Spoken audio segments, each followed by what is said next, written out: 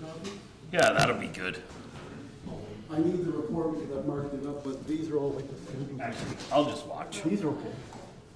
Are you sure? Yeah. Thank you. Welcome to the municipality of Strathroy-Caradoc, our Finance Committee meeting on November 12th, 2024. Roll call, please report everyone is present. Are there any declaration of pecuniary interest? Seeing none, a motion to approve the agenda as circulated. Councillor Hippel, second by Councillor Wilsey. All in favor? Carried. Before we begin the discussion on the finance report, motion to receive the report on capital budget. Councillor Brennan, second by the Deputy Mayor. All in favor? Carried. I'm going to turn it over to Director Dakin in a minute, but just for everyone's edification, I met with Director Dakin today. He explained to me what's happening, and I actually understand it, so that's some bonus to everything. So I'm going to turn it over to Director Dakin. This is what the plan is in front of us, and then interject if necessary. Thank you very much.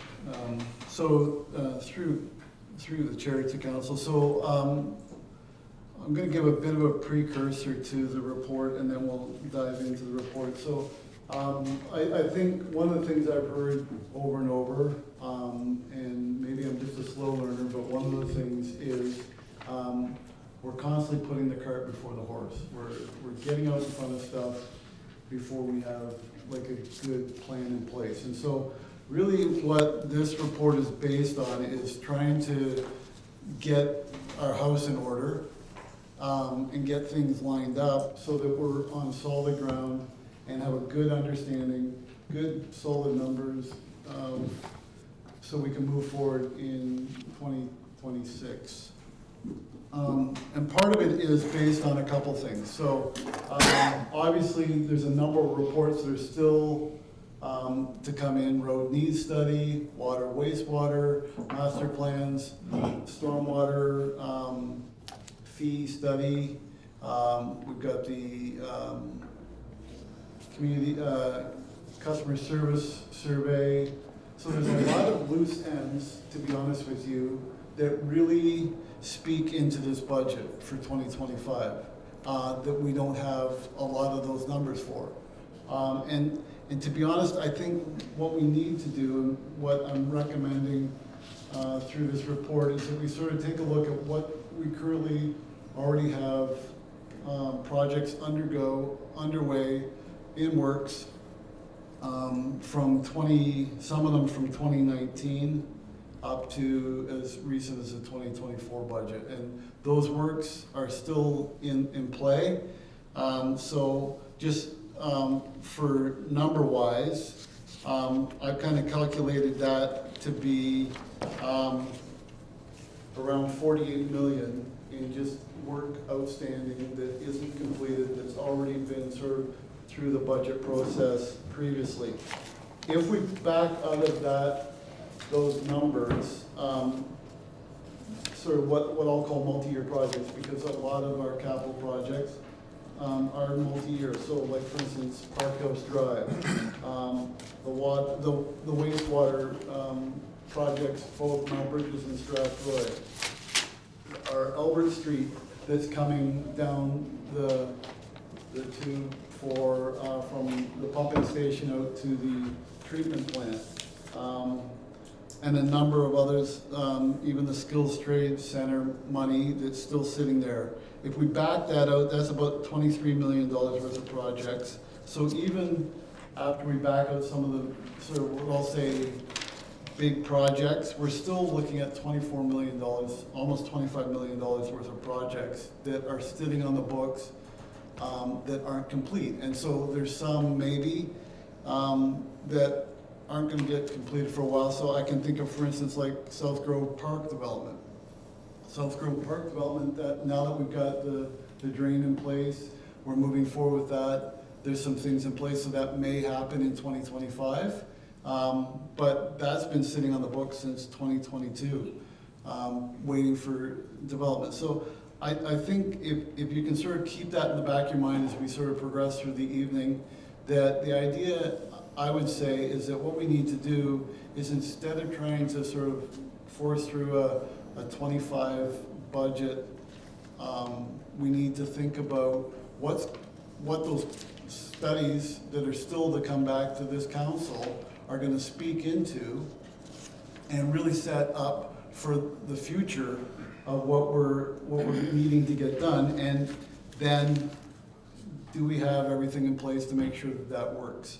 And so those are the kinds, that's sort of the premise I want to lead off with. And then I'll dive into the report. So I guess to start off, just a reminder of what we're dealing with. So we are a lower tier, so what we're looking at is our piece of the pie. So on page 2 of the report, you see the dividing up the tax bill. We're talking about the 55% of the tax bill. So we're looking at our municipal portion only, not the county. Obviously, the county's putting together a budget, and the education, or the province puts together the education budget. Those numbers are fed to us, we collect them on behalf of them, remit those. So really what we're talking about when we talk about budgets is that 55%. The other piece that we need to understand, and documents that speak into the budget, is the strategic plan. So we just went through the strategic plan process. There's a number of things that we said, the council said that they want as priorities. And so we need to make sure that those strategic priorities are seen through the budget. So again, another reason, I think, to sort of make sure that all these things are aligning. On top of that, we have our asset management plan. So here's the assets that we already own, looking at maintenance, looking at rehabilitation, looking at replacement. All of those pieces need to speak into the budget. So if you look at the budget's probably the bottom end of the funnel, and you have all these other reports that sort of funnel into that, and then it spits out into the budget. So again, probably a good reason to sort of move somewhat cautiously through 2025 because of these other reports that are still coming in, and needing to make sure that we have a good solid ground to move forward in 2026. So really what we're focusing on tonight is the capital budget. We're working on pulling together the operating, so that once we get the pieces together, then we can bring the full operation and capital together. But I think, moving over to page 5 of the report, so we look at some of the major capital projects that have been proposed last year when we went through the budget, and a lot of those are here. But I think the key again is getting back to the idea that we still have some fairly major reports that are outstanding that we need, or council, I feel, needs to have in front of them, so they can have a better understanding of where all these things line up. Because obviously, a lot of these reports are going to come forward with all sorts of projects, and again, we need to make sure that we're getting the biggest bang for the dollars that we're spending and the dollars that we're taxing for, making sure that we're being good stewards of the money that the residents are providing us. And so therefore, we need to make sure that we're lining those projects up with where we need to see them coming in. So on page 6, I think is sort of where the rubber meets the road on this idea of the work in progress. So what I did is I charted out from 2010 right up to 2024. I looked at what was our approved capital, how much did we complete in that year. So what did we actually complete as far as projects, and then what did that leave in our work in progress process. And if you look, we tend to hit about a 15 million, 20 million maximum of projects, and then we kind of stall capacity-wise to carry on.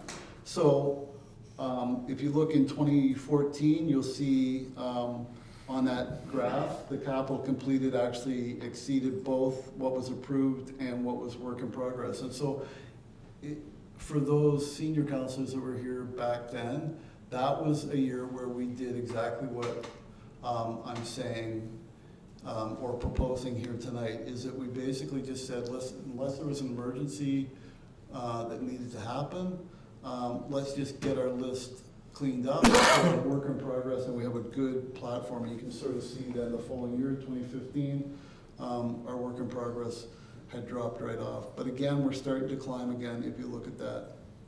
So given 2024, our adjusted work in progress for 2024 is approximately, as I said, 24.9 million. So again, that's the idea of that 48 million, less sort of the, what I'll call the long projects that are gonna be lingering for multiple years anyways. So we end up with about 25 million in projects that need to be cleaned up.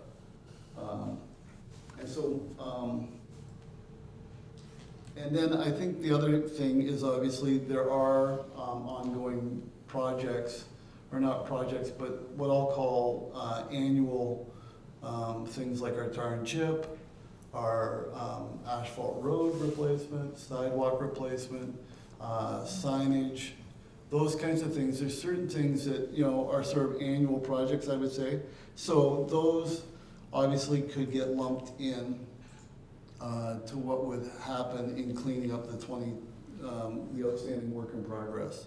And I think the key here is, and we've been talking about this for a bit at council, is the need to sort of look at how do we move forward with debt, because I think obviously we're at a position where we're going to have to borrow to complete a lot of these projects. And so what I would suggest is part of this process is also that the finance treasury team would bring forward a debt policy to this council, so council has an understanding of what we're looking at when it comes to debt, not just sort of brushing up against our limits from the province, which says that we can spend about 25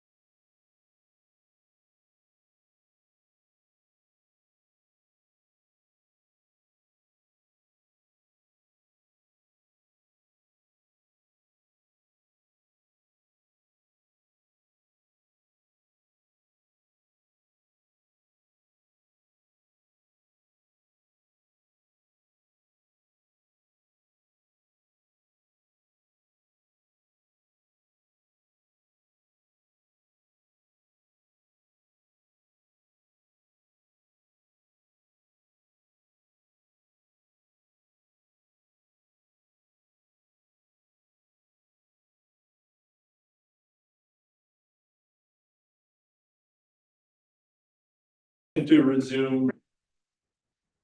Motion to resume. Deputy Mayor, second by Councilor Canis, all in favor, carried.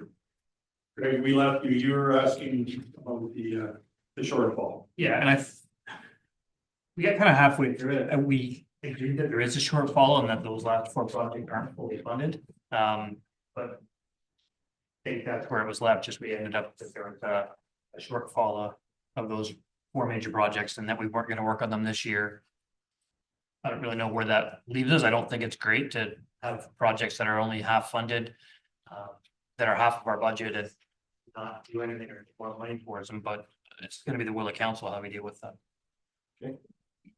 Any other, Councilor Derbyshire? Sorry, I will just go back to my question. What I was asking was, I know that we've collected tax for it, so will that money sit in a reserve, I guess, was where I was gonna go with this until we're ready to do this project? Or do those tax dollars now become available for projects this year? And then we will have to fully collect for these when we decide to move back into them, so. You know, like if they add up to 20 million, whatever they add up to, is that now available? Or is that just going to keep sitting until we use this, until we're ready to refund them with more money? So through the chair, Councilor Derbyshire, so I would say the short answer to that is they're funded and it will be allocated into a allocated fund reserve that would sit there. But again, it is up to council. Council says, hey, listen, we want to free up this money. And then we have to start over on them, then that would also be available. But again, that's the will of council on those ones. But those funds would then be set aside like we're doing now, where we're showing that these are allocated but not spent. So it would go into an account where it's allocated, sitting there waiting to be spent. Councilor Canis, sorry, Councilor Canis. Yeah, I think I understand it correct. I mean, every month, every homeowner, every business, every farm that's tied to our water and wastewater system is paying their bill every month. And a portion of that money collected goes into those reserves, right? We keep adding to that amount of money that we have available.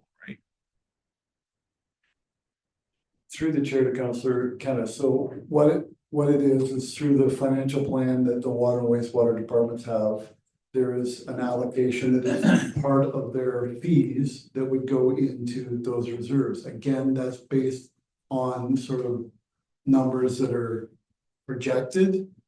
So there is funds flowing in. Is it the exact amount? Probably not. But there is funds flowing in, and that's part of the budget. Any other? Councilor Pelton? So in terms of a strategy though, to fund that $20 million, 20 or 23? 3.8. 20 is the shortfall. The shortfall. A good chunk of that is water and wastewater. Would the strategy, because they have to be self-funding, would the strategy not be that we'd be looking at our water rates to cover the debt that we're gonna incur over the next, and cover that over the next 10 years or whatever? I mean, I think, and I can't remember who I had the conversation with, you know, a number of years ago, we took a 10% jump and a 10% jump to try and get ahead of this. But it looks like we're probably gonna have to do that again. To keep the water and the wastewater self-funding, which is supposed to be by legislation.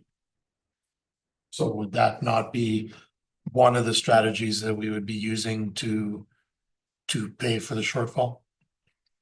Through the chair to Councilor Peltman. So that is actually one of the studies that's still to come to council is the water wastewater rate financial plan. So that will include those kinds of things. And so the consultant has seen the capital list for the next 10 years. Put together the plan, so they've now come up with a rate so that we can manage that. Okay. Can I ask one real quick? I just have one off the list of done, and that's Strathroy wastewater treatment. upgrades? Because on the list of carry forwards, there was 10 million and almost 3 million spent. Is that, what, that's either you or Director Ortiz, what was that for? Because we're gonna twin the lagoon, we think, right? We haven't approved it, so I just wonder what that line item is from.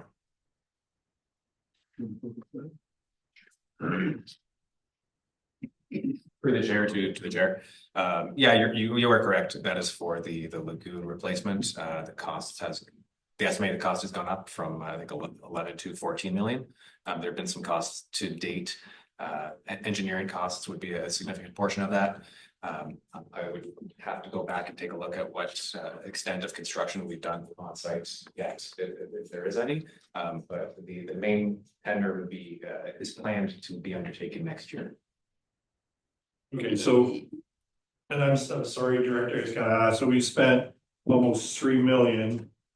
Is that for design and there's still, that's what I'm trying to understand, what we spent $3 million on so far. For the chair, partially for design, I would have to go back and get back to council on any additional costs. They 3 million would be only for design. I'd have to go and take a look at what other work has been done to date. Thank you. Yeah. Councilor Brennan. Thank you, Your Worship.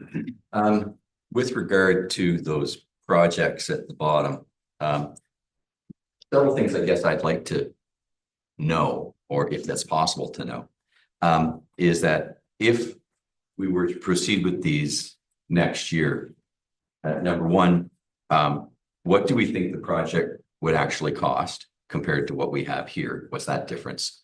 And then how much would we be able to add to that number through revenue between now and when we build? So get that number. And then what would we have to use from reserves if reserve money exists? And then ultimately, what might we borrow? And then what might we generate through tax increase in order to get those projects completed? Because clearly, the longer we delay, the more they're going to cost. It's in our best interest with interest rates declining to probably get the work done sooner as opposed to later, because whenever we delay, the price just goes up.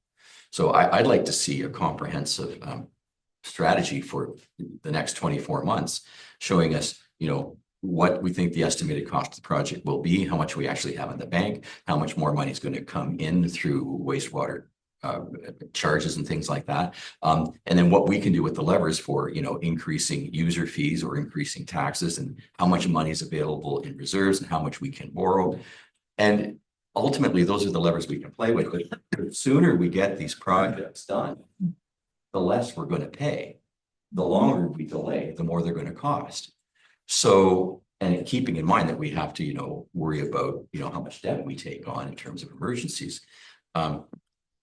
We're at a point where, and I guess this is similar to what happened when we first amalgamated, Steve, if you recall, when council took on debt to get a bunch of projects done.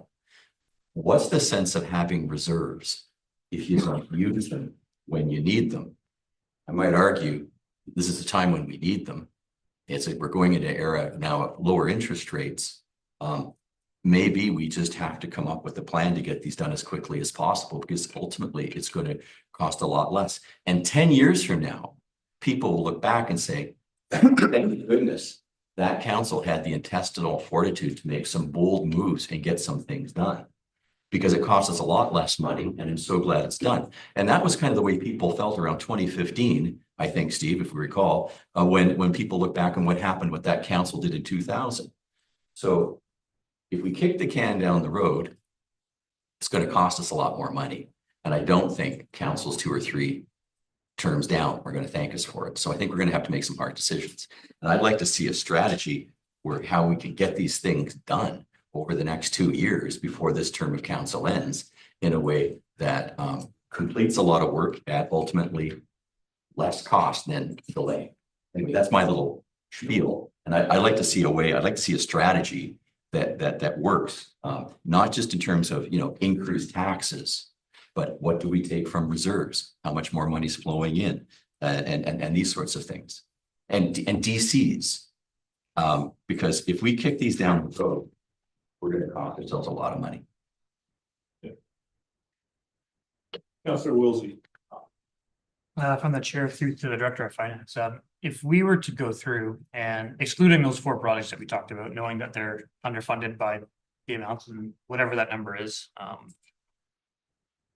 if we were to do just the other projects, that remaining 24,964 million, or 984, just under 25 million. A lot of those projects are from 2019, 2022, 2021. How confident are we that that extra 25 million is actually going to cost 25 million? What if that 25 million ends up, because some of these projects are 4 years old, what if that 25 million ends up costing 35 or 40 million? I haven't seen. I'm just worried about that part too, because we haven't factored into any of them. We're just looking off approved numbers from 5 years ago as well. So how do we know that that 25 million for the rest of those other projects is actually going to come in at 25 million? Director? Through the chair to Council Wilsey, so I would say that's a fair comment and fair question. I would say that most of those projects that are sitting on this list are not necessarily construction, but more or less replacement. So like I'll take for instance, NG 911. We're budget 1.6, we got 1.1 to complete. That's, just upgrading systems and those kinds of things. So yes, there's going to be some inflationary expense, but it's not like a construction project. It's multi-layered from a standpoint of, equipment, all that kind of stuff. So that's also was part of the reason of pulling out some of those major projects that the 23 million worth, because they are sort of construction based and are more volatile, I guess, in pricing. Another one, bring to your attention would be the Saxon Road redesign, 3.2. I don't know if anyone's been, but that road's now open. So the lion's share of that will probably show up before year end. So, some of that will get cleared up this year. There'll be a top coat, I would suspect. I'm not an engineer, but there'll be some expense next year, but they'll be minimal. So there is a number of those where we're kind of looking. Another good one is the Queen Street reconstruction. So Queen Street here in town, 8,600,000 has been completed already. There's 7.3. We've got a contract with them to complete that work. So I think we're fairly solid on those numbers. So a couple of those big ones. I think there is going to be some variances, but I think for the most part, the big ticket construction kind of things that are sort of still in the wind, I'll call it, are waiting to be completed. Another good one is the Station 1. There's 7.5 million sitting waiting to be completed. That should be done spring of next year. So I think there is some volatility, yes. Just put our head in the sand and say, no, these are bang on numbers. They're budgeted. The actuals are what we're spending. So I think that would be sort of the way I would phrase that. Just a question from the chair to you. These projects have already been approved and are in the works. We don't need a motion from council to continue this. We just wait for information, correct? Good chair, correct. Yep. Oh, sorry. Can I clarify? Yeah, that's what I was looking for, is clarification. If council is looking as has been proposed to focus on finishing these up in 2025, I would recommend that we do have a motion so that is clear direction from council. Yes, these projects have been approved and have been approved in past budgets, but if council's direction is to move forward with the plan to make this sort of the 2025 priority, we do need a motion for that And resolution. so see, the reason I asked that is we still have to have the discussion about the other list, right? Councillor Palmer and then Councillor Pelkman. Yeah, so just on this carryover list, there was just a couple of things I had a question about. One was replace all the signals and poles at Front and Frank. It's $35,000, but why would we do that? We're gonna rip up the street? So I would say that's a good question, because obviously that was not part of the, this was ripping up downtown, so that might be one that. Yeah. I would think that's maybe one we could remove depending on, I don't think it's urgent, like it's gonna fail. So unless it was gonna fail, then I think we should probably pull that out and wait till we do the revitalization for the streetscaping. And then that brings me to the downtown streetscaping, which I assuming we had, it says here 100,000 and we spent 228. So I'm assuming that the design cost just cost more. So we're in the hole for that. So that's not really a carryover next year, right? There's nothing here, correct? Through the chair to Councillor Palmer, so that would just get rolled into the actual project when it's put forward.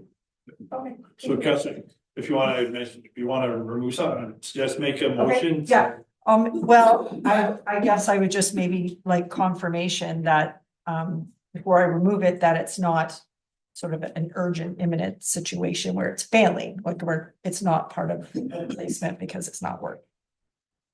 Anybody heard that for me? We work with like, correct.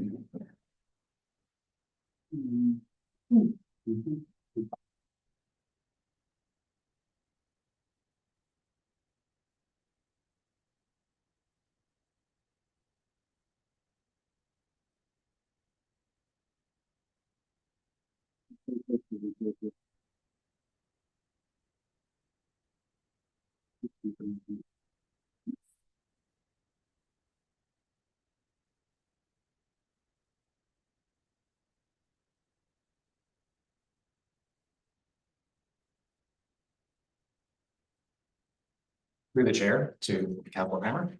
Yeah, we would roll that into the downtown streetscaping project, so I would be comfortable with removing that. So I'll motion that we replace all the signals and poles at Front and Frank stoplight for $35,000 for the 2024 carryover capital project.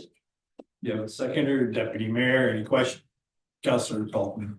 Yes, I was just gonna ask a technical question because I know the colors on some of those, pretty soon there's gonna be 3 white lights. And is it possible to just change the lenses, or do that just whole case, whole light have to be replaced? Through the chair, we're getting into some technical detail here. I think during the PIC, a Public Information Center, we'll hopefully be able to get some of that information and comments from the public. We would have an opportunity to look at the specific coloring of the lights at that time. Well, they're just so old that the color's fading, that's the problem. And so, pretty soon a green light is gonna look the same as the yellow light, that's the only reason I'm asking. But we have a second motion, all in favor? Over to Benny. Carried. So no further, I can't make do. Someone want to bring a motion to adopt the carryover? Councillor Wilsey? Yeah. I'd just like to ask about a couple other projects, just Yep. some of the ones that are on there that they haven't had any capital spent on them. One of them is the NFPA upgrade to the Metcalf pumping station. It was approved in 2023 and it looks like it hasn't had any capital spent on it. Is that a project we actually have to go ahead with? If it's been 2 years and we haven't started it? The same with the PPCP, 2 lines down.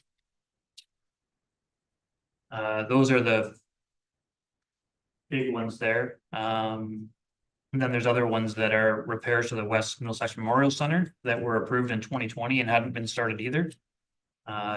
Like all of those projects, do we need to do those if they've been 2 or 3 years and they haven't even been started? We wipe off, I can list them out, but I just want to hear if we can take them out or if we need to do those. Yeah, We will start with Director Littleborn since he's online. We'll let him address the West Middlesex project. So through the chair to Councillor Wilsey, are you referring to the gym rubber floor replacements? The repairs to the gutters and downspouts? Is that what you're referring to? Yeah, looks like there's about 8 items there that have not been started that have been approved for at least 2 years. Yeah, so anything that has a bracket around it, so 2020 is in a bracket, that was the original year it was requested. 2024 was the year it was approved. Got it. Okay, so And there's the ones from 2023. It's been 2 years since we've you requested in 2020. We approved it in 23, and it's been 2 years. We haven't fixed those downspouts. Do we still need that? Realize they still need to be fixed, but if you're going to wait 2 years for a repair that's approved, how urgent is it?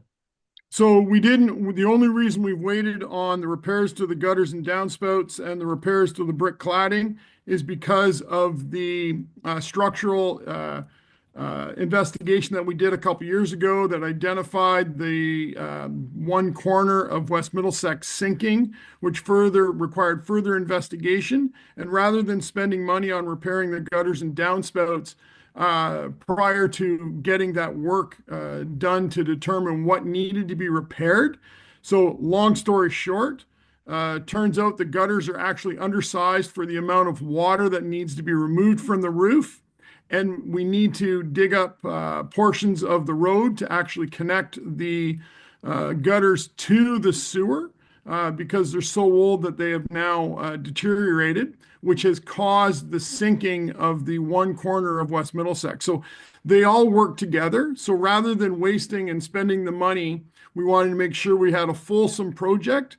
So the monies to repair to the gutters and downspouts and the brick cladding on the north wall will be tied into the request of the 450,000 to do the work to repair the underpinning work that needs to be done on the foundation at West Middlesex.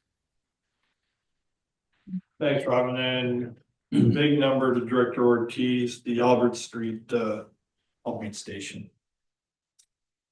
Through the chair to, I think it was Councillor Wilsey. I had the NFPA upgrades at Metcalf as the pump station and project in question.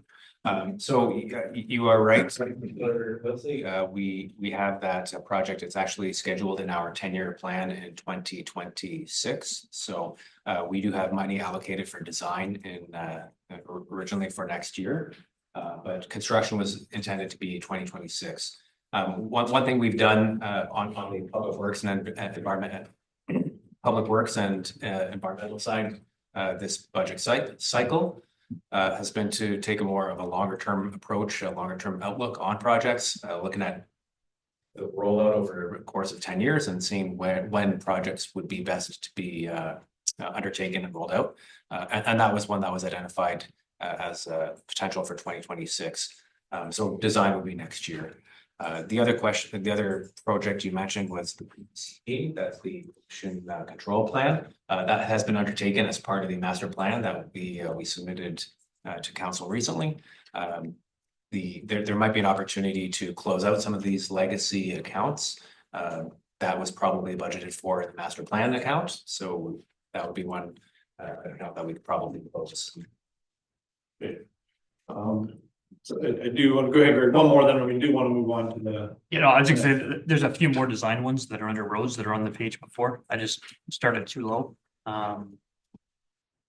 Just wondering if there, because there's this Salisbury Street sidewalks, CLA requirements, replace all signals on Front and Frank Street. Thought we talked about that one, but then there was the Beach Street design. And a Scott Street redesign. There's all these designs, and if we don't have money, if we're talking about doing a capital pause because we don't have any money, why are we doing designs for 6 more projects? Sure, there's projects we already have. Director Ortiz. Through the chair to Councillor Wilsey. So the design was actually approved for Beach Street. BM Ross is currently undertaking that. That would be tender ready as of next year.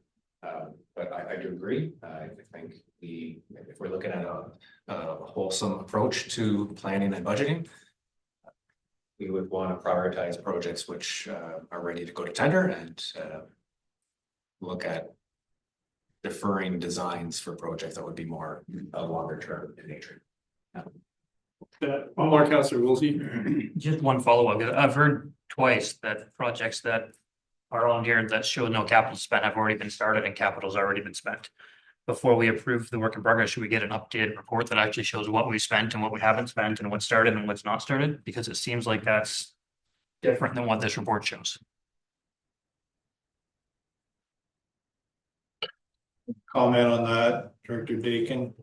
Through the chair to Councilor Wilsey, so what you see in here is the actual expenses, so when the director says the project's been started, maybe we haven't paid a bill yet. Would be a good example, so for instance, for this, the Beach Street, that was just, I think that was just done about 3 meetings ago. Yeah. So they've started, we haven't seen a bill yet. This is based on what's sitting actually. And just to speak to the 20,000 Salisbury Street, the only reason I'm privy to that was because Jake DeRitter, our development coordinator, that is part of Auburn developments going forward. So when that subdivision goes forward, that's some money that's required to get our portion of those sidewalks put in place. So it's waiting on Auburn development for that one. Okay. Councillor Falcon, did you have your hand up? You just, Okay, Councillor Palmer. So just based on your comments, Director Ortiz, is there some things on here you think we should be moving off that aren't going to happen next year? That we should maybe be expanding that lower list that we had? Because I feel like just based on some of the discussion that maybe some of this isn't going to happen next year. And if that's the case, should we not be pulling it out? Yeah. Who wants to take a stab at that one? I haven't. Yep. Through the chair to Councillor Palmer. Some of these projects are, as mentioned, they're multi-year in nature. So a good example would be the Mount Bridges project. Although there's an amount budgeted for in 2025, there's a good chance that these projects will be 2025 and extend into 2026. Other projects, as you've noted, they're in various states of completion. I think we would be a good idea for us to take another look and confirm the projects which have been completed or are still in progress of being in the process of being completed. And whether or not some may be deferred either a year or 2 years, it's something we could also look at. Comments, questions? Okay. Does anybody wish to make a motion regarding this, or are we waiting for more information? Councillor Brennan. I'll make a motion with a brief comment, and that is everyone would like certainty, but we never can have 100% certainty with a budget. They're aspirational. We don't know necessarily with certainty what's going to happen in the future. With that said, I will make the motion that council receive report FIN 202431 capital budget discussions for information. I think that's the motion you were looking for, Mayor. Yeah, we've already passed that one. I just was, if someone wanted to bring a motion to deal with this forward, whether or not adopt it, approve, we still have to talk about I would move the new projects. So I was trying to get through this one. so as to adopt it for information. I want to adopt to approve it. I would move we adopt to approve. Second, Councillor Belkman. Questions, comments? Yep, Councillor Derbyshire. So we're approving, we're gonna do all these projects? Well, on this list, these have already been approved. We're just carry forward. That's what this is. Is that correct, Mr. Dakin? Through the chair to the chair, yes, that's correct. Yeah, these were all, sorry, Councillor, I don't have my mic on. These were already approved. We're just approving this as the theory that these are going to be completed. And this is the focus for staff. We still have to have a discussion regarding new projects. We haven't approved any new projects. These are already approved. Yes. Yeah. Why are we reapproving them? Well, the motion, the idea is to. How will the revision?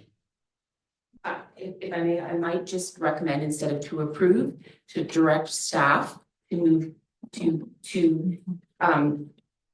take the 2024 adjusted proposed work in progress and make that the priority for 2025. That's the intent of my motion. That's what I was trying to get. That's the This is a verbiage, part. Yeah. So, Yes, yeah, go ahead. Mo. we're gonna make this a priority before we move and look at the new things. Yes. What if you wanna move stuff around? Then what happens? Fair comment. Yep, Councilor Pelican, that's why you open this up for discussion. Budget's always been a live document until we hit the final approval, and apply it to the tax rates. But you're gonna make a motion that says these are your priorities. How do you pull your priority off? And put something else on if you're making that motion? These are already motion to move forward, so. By another motion. Okay. Councilor Hippel. So, my only question is that we would still, if we approved that, we would still be taking off the one that, Councilor Hammer. Yes, we made that motion. Okay, I just want to make sure that that I is. think what staff is looking for is direction or, to clear, to their priority should be to clear these off. A lot of these projects have been there for a number of years. There's a backlog and capacity internally to get it done. They would like this to be the priority in order to, just like you've done before, get these projects done. And you're right, if there's a big project on here that we want to get done, we can move it up. But that's all staff is looking for, is recognition as priority. A question, after we make it a priority, does that change on whether they can go over budget? And I guess the line item that stands out on this is the downtown design project where it was scheduled for 100,000 and I think it was 200 and something thousand, so we're like 120 or $130,000 over budget already. And I don't recall that coming back to council and asking for a report to go over budget.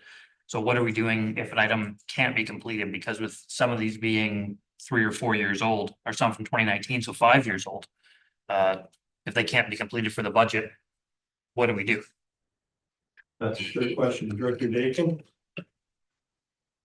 Through the chair to Council Wilson, so those projects would be brought back. This project, the downtown street scraping will be brought back because we're still in the project, completing, so making sure that those, if that is what it is, then we need to come back and tell council why it's over budget. Okay. All right, you have the motion was what again? The adjusted motion as recommended by the CAO was that council directs staff to take the list of 2024 adjusted proposed works in progress and make it the priority for 2025. Right, okay. All in favor? Opposed, if any? Carried. Thank you. Yep, want to now talk about the new items, and I think good job, you have the 1s, the 2s, and the 3s. I don't know whether. If I may ask Director Dakin to speak about sort of why we put this together and to elaborate on, we're not looking to approve like all of the ones to this. Director Dakin, if you could please speak to this and clarify this document.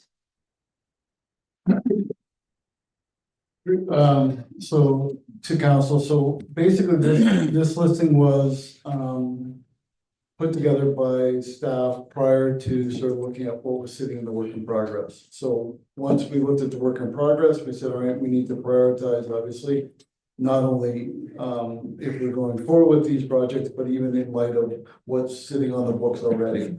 So the idea was looking at some of these projects. So, if I move, like we talked about, the one even with, under community services here for the, underpinning of that, north wall. The director's already alluded to in connection with those 2 other projects that are listed in the carry forward. So some of these projects, obviously, would be aiding and helping to clean, in this case, clean up two that are on the list. This project needs to move forward so that we can do those. But for the most part, this list is more or less providing council with a list of projects that we're sort of anticipating in 2025. But again, going back to our capacity, I think we need to look at these with a lens that we need to also keep in mind that we've got those 3-4 studies coming forward that might change this listing even on 1s and 2s, based on what's coming out of the roads needs study, the water wastewater. We've got a recreation master plan, all of those pieces then dictate how we need to move forward. So I think from a standpoint of reviewing these, it's a matter of looking at some of these and saying, is this something that we can push forward or defer? Or is there stuff on here that would go forward? And like I mentioned, continue the meeting several projects such as the tar and chip or the asphalt the sidewalks, those kinds of things are annual pieces that need to move forward so that we don't get a backlog. But for the most part, the idea would be, as we've talked about, prioritizing this list of work in progress and then adding in some of these as council sees fit. Councillor Hippel. So I would, or through the chair, actually, yeah, through the chair to the director. My concern though, well, actually you kind of answered it, but at the same time, we've got some 3s that I could see why they would be 3s. But something that kind of alerts me was, when we're replacing fire alarm systems, when we're replacing the suppression systems, like it may seem fairly simple and it's something that we can brush off, but those things are, that's a security risk issue to our community, to our staff, to everyone involved. They may be 3s, but at the same time, I would think that those small things would be very large. And I just picked those just as something very, very simple. Obviously, I went through it and I'm not going to go through every single one. But something like that, I would think, as well as making things compliant AODA, like those types of things would be extremely important. So through the chair to Councillor Hippel, that's one of the reasons we have the director Littleborn on the call. He can speak to the sort of specifics as to the ranking of the 1s and 2s and the 3s and why they're sort of ranked that way. Those were done by the directors. And so if there's specific questions about a specific as to why, I'm more than happy to engage the services of that director. Any other? Councillor Pelkman. Yes, through you actually to Director Littleborn. We had a conversation last week about the ball diamonds on York Street and the lighting and also the requirement, the need to spend some money at CCC.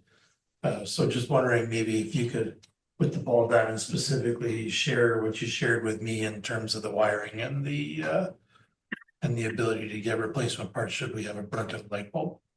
Yeah, through the chair to Councillor Pelkman or to council, conversation that I had with Councillor Pelkman with regards to the lighting.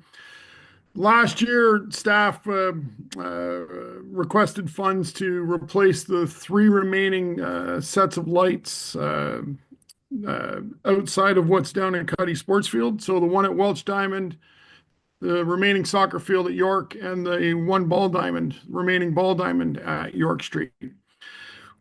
Council chose not to fund those projects and directed staff to use operational funds to do maintenance and repairs. While the contractor was doing repairs at the Welch Diamond, which is a similar age as the diamond at York Street, they were literally, the insulation around the wiring was falling apart in their hands. That's how old the lights are. So they're having a difficult finding parts. We were able to find enough parts to get the ball diamond lights up and going and everything. But you'll look in my operations budget, I believe I'm sitting around $15,000 over on one budget line just because of lighting repairs that needed to be done. We've received an email from Minor Soccer complaining about the conditions of the light on the remaining soccer field. We did all the repairs, and then towards the end of the season, we had an entire pole blackout on us. So the infrastructure is at an age where it's starting to fail. And that's one of the reasons why it's being recommended. Councillor Pelgrim, what was the other one we were chatting about? Oh, Caradoc Community Center. Yeah, and I guess it's a more political statement that if we're deciding to keep the CCC, then we need to start spending money to repair it and bring it to where it used to be so the community can use it safely and use it heavily. Yes, and that's correct. If we're not going to be, the reason we haven't put forward any Caradoc Community Center projects as priority ones was because we weren't sure what we were going to be doing with it, with the potential for a new facility.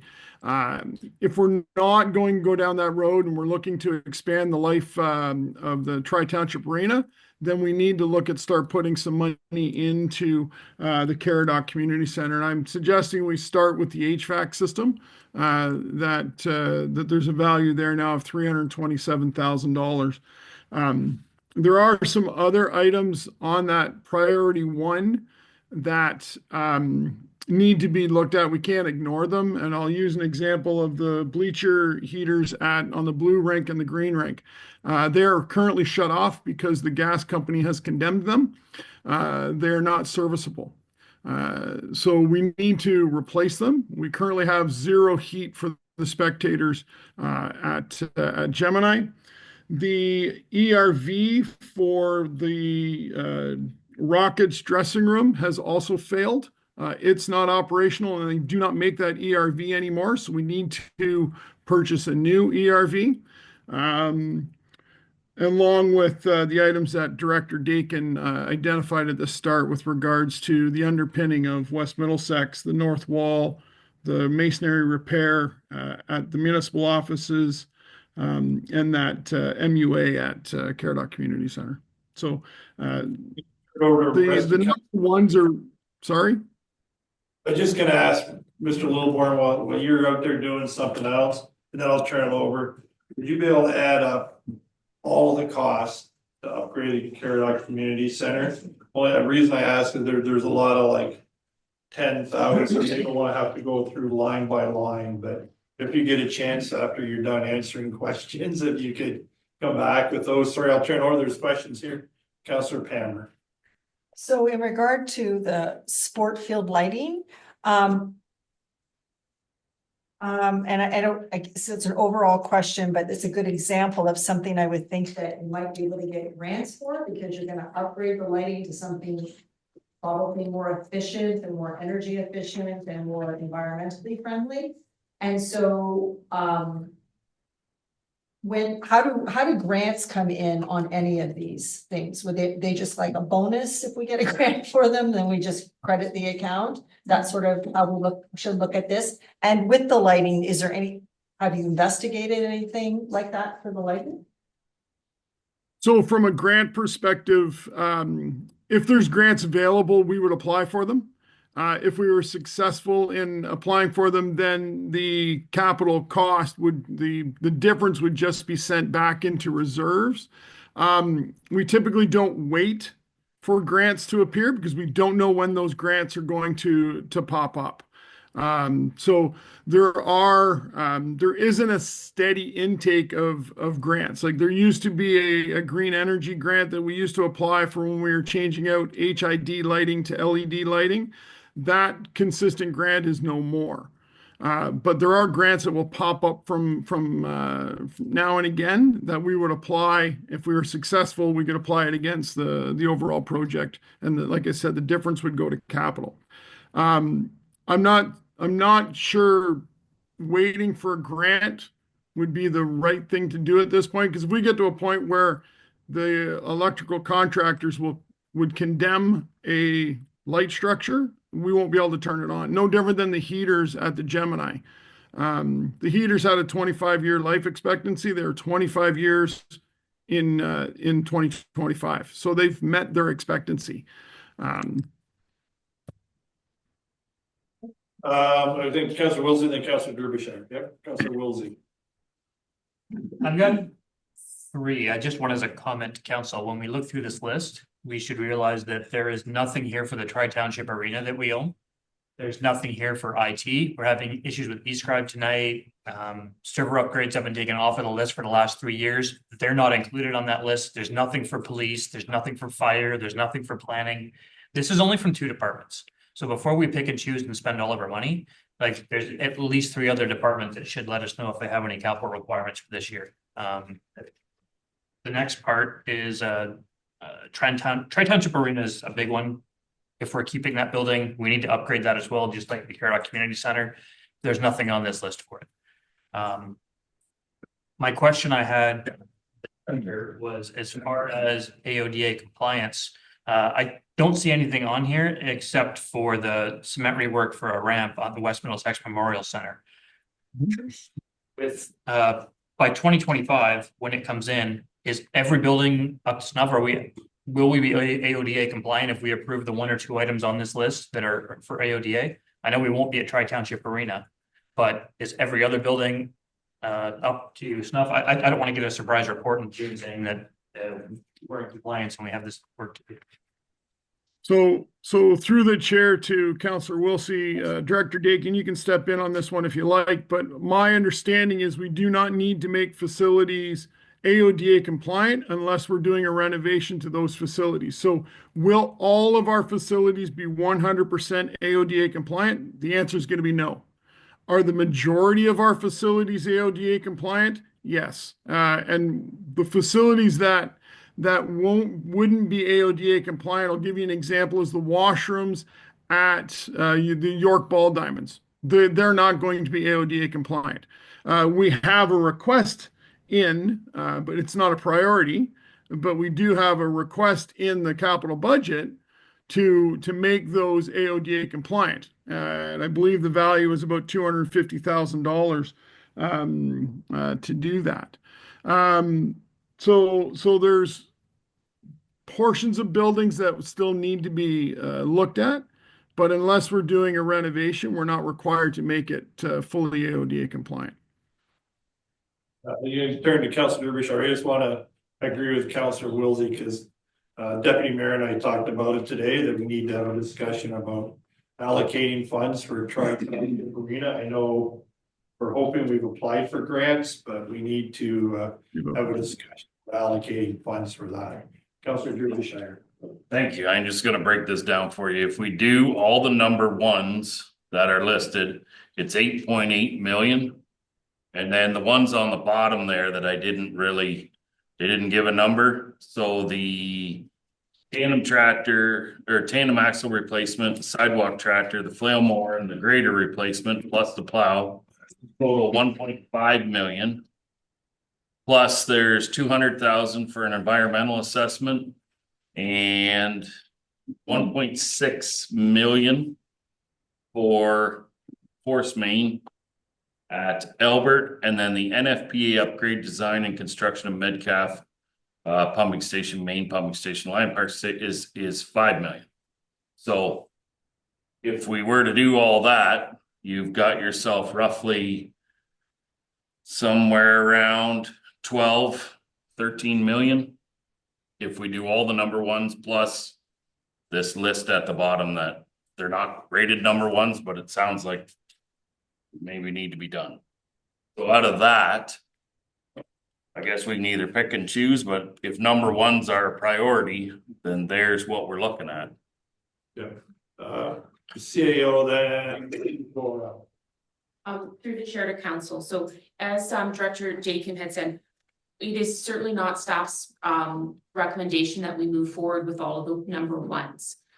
What we're really looking to do is to spend 2025 cleaning up everything, getting the full plan in place, because when these strategies, or excuse me, these plans come in place, there's going to be a whole list of projects that aren't on the list here. There's going to be different numbers, and staff are going to have to spend several months getting the action plans in place and prioritizing and fitting all of these together, because there's sort of 4 major documents that will be coming in the next, couple of months, or actually next week, 2 couple of months, and then we have these plans that are on the shelf. So we need to dovetail all of this together and get the full plan in place of how we need to move forward and what are the priorities so that we can present this all to council.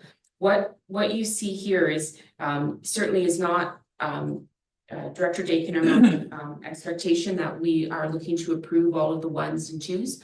What we wanted to see is if there's anything on this list that you felt must be done in 2025 is what sort of we were looking for, but we will take different direction from council if that is your wish. Okay. Yeah, I think we're going here. Where are we going here? Can I just? Yeah, go ahead. The only reason I put all the number 1s out there is because that's what we did last year, was throw all the number 1s out, and we said we're only gonna deal with number 1s. Right. So that's kind of why I put this together for you. The EA at the bottom is 200,000, and we already made a motion to do an EA. So I believe that one has to come forward at the bottom, otherwise we're wasting, right? We made a motion to do an EA, we said we were gonna do an EA, they have it down here at 200,000, so that would have to come forward. Does the tandem truck replacement have to come forward? Is that something that's already part of the whole keeping our asset management rolling forward, right? Same with the tractor, the this, that, like those are certain things where maybe we don't, it's not that we don't always have a say, but if we're gonna keep moving with the policies we've already set forward and the plans that are made, are these things the part of that we need? Same with the design to the main street, those, like, is that part of what's going to happen down in Mount Bridges when we proceed forward with that thing? Should these be done first, or are we gonna just kick it down the road and then go, well, we should have done the pumping stations before we got ourselves into this problem? Like, there's more input needed than just a 1, 2, 3 kind of thing, and then council throws her hand up and says, woo-hoo, let's start pulling at the list. I think we need it more, like when you say, we need to see these reports and this and that. I know it's 4 weeks out, but really and truly, we're almost flying blind here, sorta. I agree. Sorry, I'm stepping in, but I agree 100%, because right now, I think maybe the only thing of importance that we did today is to finish, say, keep working on projects that we're currently spending money on. But beyond that, I mean, we don't know where we are blind. We don't know where we're going. So at this point, I really don't think there's much purpose in moving forward until we start seeing some of those reports and have an idea of where we need to go in the future, because right now we're just wasting everybody's time. So I agree. Yeah, can I just, and I agree with it, just it's not a debating society, but are there any on there that make sense that are not part of those master plans? So I'll give you an example that may or may not be on here is the signage, because signage has come up as a safety, oddly enough, it's come up as a safety concern identified by the county when you enter Mount Bridges, and our signage is. So I agree about the wastewater and those, Councillor, but I just wonder, that's what we're trying to get at, are those ones that are independent of those reports that we could approve for 2025. I think that's what we were attempting to do, Councillor. then I'd say, these reports need to get simpler, because why have the 3s on there? Because all it does is it maybe my mind can't handle that many lines, but they're just lines on there that if we're not going to get to, why are they even on there? Like They might be buried in 10 pages underneath that we look at maybe sometime next year. But right now, we're not gonna be touching them. So Okay, fair enough. Next page. Through the chair to council, so if I could recommend that what we will do for the next meeting is we will bring forward from this list, staff's must-dos, like I think Councillor Derbyshire, you're correct, the Mount Bridges wastewater servicing environmental assessment. That was one that council has given direction, there will need to be funds in the 2025 budget to complete that. So what we'll do is we'll take this list, we'll really screen it, move it down to sort of just those projects that we think are must-dos in 2025. You'll still have this, so that you know of all of the things that are the ones and the twos and the threes.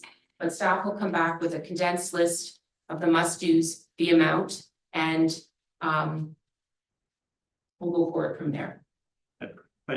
Councillor Woods, I just gonna suggest tonight, though, if there's any that we'd like added, because I know we all have someone added. Councillor Wilson.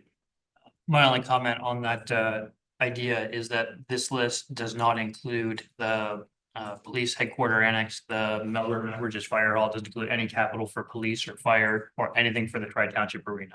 So, or anything for IT upgrades. So if we're just gonna condense this list, we're saying that no department outside of rec and engineering is getting any funding. Is that what we're prepared to do? Because that's what this list is in front of us, only those two departments. I'm not saying that's what we should do.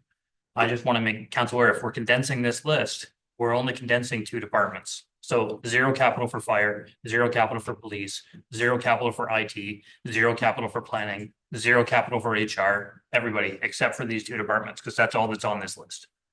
So. Fair. I'm trying to go around the horn here, Deputy Mayor. Councillor Brennan, then I'll come back around. I would agree that clearly this list is incomplete. And that we need to hear what the capital priorities are from other departments. One I had a specific question about was the demolition of the Welsh Ball building. Is that something that has to happen? If the answer is yes, then what was its function? And can we replace it with a building that just reproduces that function? And if so, how much is that? Because it's tied into replace old Welsh Ball building with a multi-use building pavilion. And that's $1.5 million as an item one. Yeah. And I'm not arguing about whether or not that will ever be done, but is it a number one capital priority? Pavilion that, or is it a number one capital priority to just demolish the old Welshville Ball building and then put up a structure that reproduces that particular function, whatever it is? If it's a storage facility, okay. Maybe we then take a look at what the replacement value of what the Welsh Ball building is that reproduces its current function. And then the idea of, $1.5 million for a pavilion, maybe that's aspirational because we're into needs versus wants here. And so if we need to have new storage for baseball and we need to take down that building, how much does it cost just to replace the function of that? And I'd like to see what that number is, because that might be a big decision about whether or not we proceed with a $1.5 million item for that function plus a pavilion. Are we going to be taking on new capital projects like that right now, when clearly there are other competing capital projects that might be needs as opposed to wants? So I don't know about the utility of that one, and I'd have a question about that for a future meeting. Okay, there we go around. Deputy Mayor. Yeah, so I echo Councillor Brennan. And we took the 1.5 out last year. I thought we talked about that the other Welsh building being a cement block building needed a roof. I thought we actually put money in to do that. But anyways, things that I think we do need to see. Just on the IT side, I'd like to see something come back to us. Counselors have never been given, in my opinion, the proper IT equipment to do our job. Many people are using your own personal devices, and if you are using one of the devices given to us, they're small and inadequate, in my opinion, in today's world. So I think council needs to be given the IT equipment to do the job. I also think the equipment in this room is probably old and dated and needs to be looked at. I'd like to see something from the department about that. I hear different people talk about different devices, and I'm not an IT person, so I don't know. There's other productions being done by committees and councils that far exceed what we are doing, and tonight is kind of an example of that for us. So I think we need to take a look and get ourselves back up into 2025 as we approach that. On the issue, your worship, that you mentioned Tri-Township Arena, you and I were speaking about that. Of course, we have deferred moving on a brand new arena in the immediacy for Mount Bridges. So we need to be looking at putting money into the current building, sprucing it up. There's been discussion about putting kind of a vestibule on the front, pushing the front doors out, so that when you enter a building, you have that barrier zone between two sets of doors that captures the cold air and gives you the positive air pressure to keep all that cold from flowing into a warm area. So stuff like that can be done, shouldn't be overly expensive compared to some of the numbers we're seeing on the form here. So that type of stuff could be done. That would then make it AODA compliant as far as getting in the front door. That would be critical, I think, for the community for an arena. I attend committee board meetings down there right now, and there's a gentleman that's on our board from First Nations, and he brings his wife because she opens the door so that he can use his wheelchair to come in.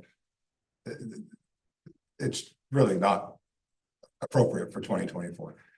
You know, it needs a paint job. So at the end of the day, I think I'd like to see something like that phased in over a number of years, as opposed to being burdensome to us all at once. And we do have partners involved in that, so that's a discussion point that can happen. But I think we need to start looking at perhaps $500,000 put towards that building for next year, where the Tri-Township board will come back and make some ideas. You know, let's get it painted, let's put the vestibule in, let's make it AODA, and next year we can do something else on the inside. And over a couple of years, that building comes back to life, and it is something that the community can be proud of. So. I appreciate that. We're going around the forum there, Councilor Derbyshire. Okay, I will just echo Deputy Mayor that I agree we need some IT upgrades for council and council chambers. I think that's important. There was two other things that, well, one other thing that's not on the list that I would just address that the mayor briefly alluded to, and that's the gateway signage as you enter into your communities in Mount Bridges, Strathroy, and Melbourne. And that got taken off of the list last year. I don't see it on this year, but I'd like to see it come back on. And, you know, just to reiterate, I think it's important. It creates a welcoming environment. It creates community pride. It also has safety implications. When Mount Bridges is a great example, depending on where the sign is placed, when you see a sign that you're coming into a community, it immediately triggers you that you're entering into probably a reduced speed zone coming off the highways and more traffic. And Mount Bridges is a great example. You get hit first thing with a crosswalk for kids to go to school. It'd be nice to have something announcing that you're actually entering a community before that. And so it is also a safety issue. And I think it just sets off a good message when we're trying to look at attracting business and investment that, you know, we have pride in our community. Our community is important, and we're here and we're open for business. So I'd like to see that put on. The second thing was downtown master plan. So there's 13 million on here. Obviously, we're not going to do the construction in 2025. But I don't want to see it taken off completely. I would like to, I mean, there's a lot of work to be done. Even just from a community consultation perspective, we had the design, but we didn't go back to the community yet to see how they felt about that initial design and to get their feedback, both communities, Mount Bridges and Strathroy. And then I also understand that there's some engineering work that has to be done as part of that plan too. What I don't want to see is it come off and the whole project just comes at a stall. I realize the project's not going to be done in 2025, maybe not even in 2026, but there's just so much back work that has to be done. I really just want to see something to keep the project moving forward until we get to that point where we're ready to pull where we ask ourselves, are we ready to pull the trigger this year and rip the street up? But if we get some of the pre-work done. That's it. Councilor Derbyshire. Thank you. Through you to the director. I just have a question going forward, so I'll kind of lay it out here and I think you'll be able to answer it. Our budget, whatever it was last year, we said find us 7% of what we're doing. Of that 7%, how much can we use on these new projects? Or is that 7% essentially eaten up with debt and our COLA increase in this? So when we're looking at these new projects, what are you comfortable? What do you kind of feel comfortable with us taking on? Or possibly increasing taxes, if that is the case in these new projects, you know, where would you be kind of comfortable? You know, is it 3-4 million or 2.5 or 1.5? You know what I mean?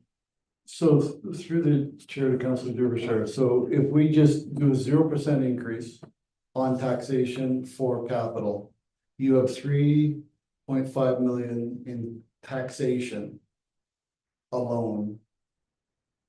That's sitting in the 24 budget that could be rolled into the 25. So we've already taxed for all the stuff that we're gonna do in 2024. If we do a 0% increase, it's 3.5 million.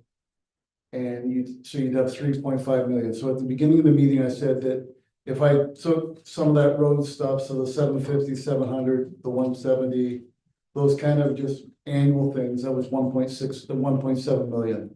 I added up a couple of those projects that Director Littleborn had alluded to, and there was numbers that weren't, that Director Littleborn actually alluded to that were over and above what I've already sort of earmarked. So there was about another almost million, so 921,000 of projects in just recreation or community services, leaving about almost, it's 917,000. That's still sort of what we'll call free money if we just stay at a 0% increase in taxation. If we then look at increasing taxation, 2%, that gives more money. Yeah, that gives us like another 300,000. Is that about 400, 500,000.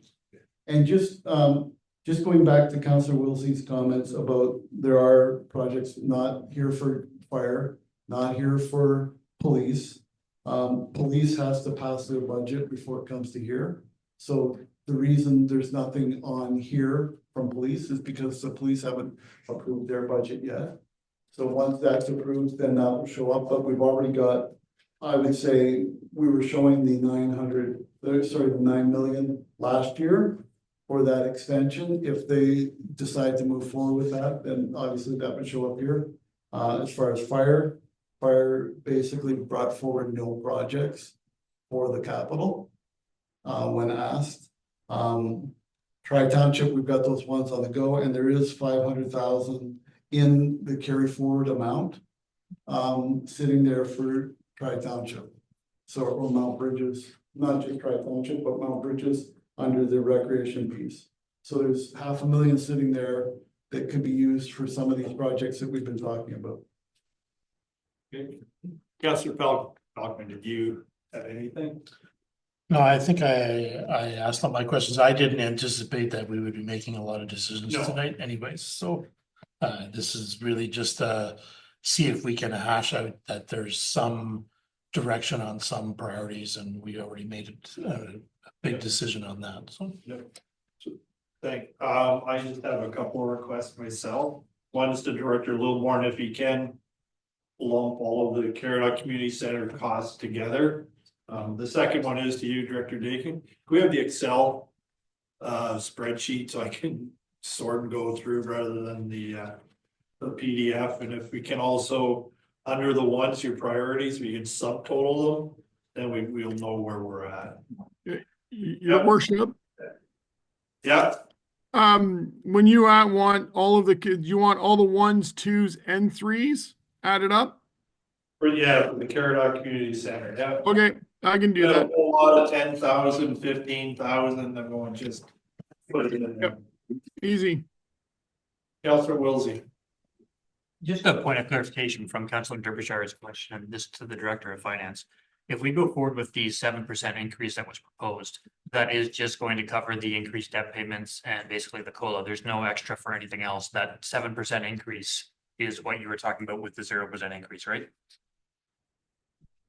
Through Councillor, through the chair, Councillor Wilson, so the 7%, I was just addressing the fact that 3.5 million is already sitting, allocated, not allocated, but sitting as part of what we produced in 2024. So there would be a 0% increase to keep at that, the 3.5 million. The 7%, to be honest, we haven't put all of this together yet because obviously there's some more stuff coming.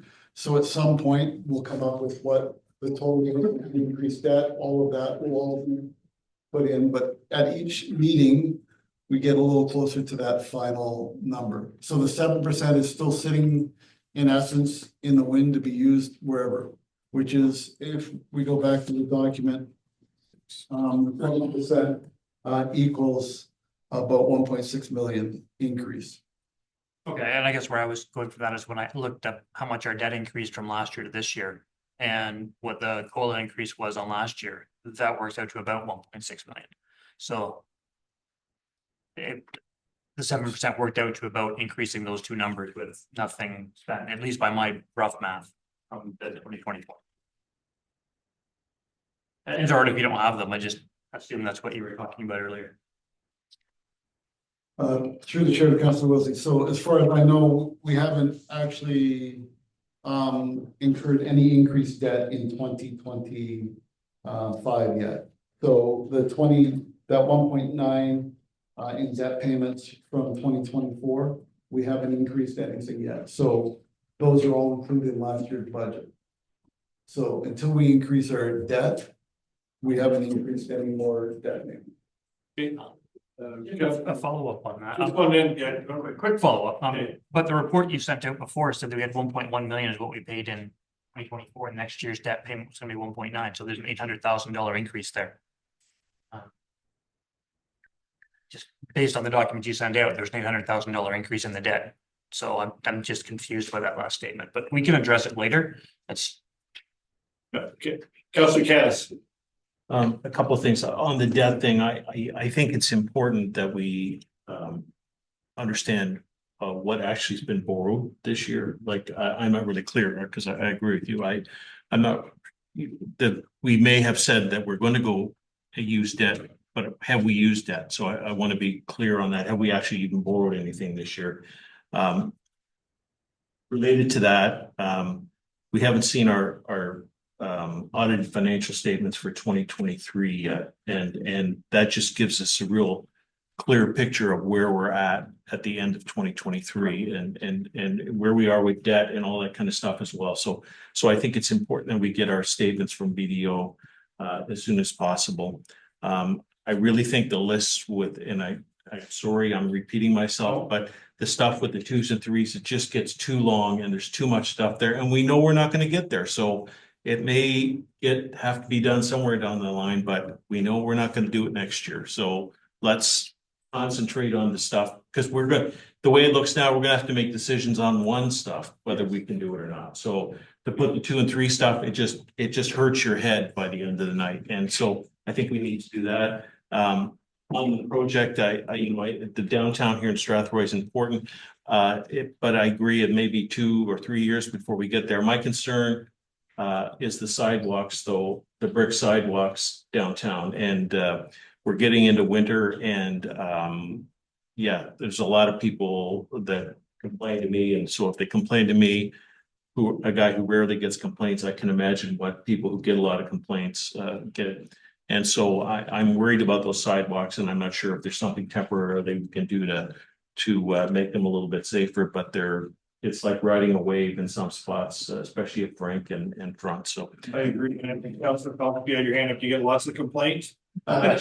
Well, one complaint that you and I were in on specifically is about the condition of the sewage pipes from the buildings downtown to the line. And if we delay the street, we may have to put in some extra operational budgets to fix some of those pipes. So those businesses don't have to deal with the sewage backups. Yes. Good. Okay, you got one with deputy mayor then? Sorry, you were asking for numbers with Caradoc Community Center. I ran them, but it's on the cell phone and, you know. Anyway, it looks like if we did everything to that building that staff are saying, you know, kind of cleans it up, it's about $1 million.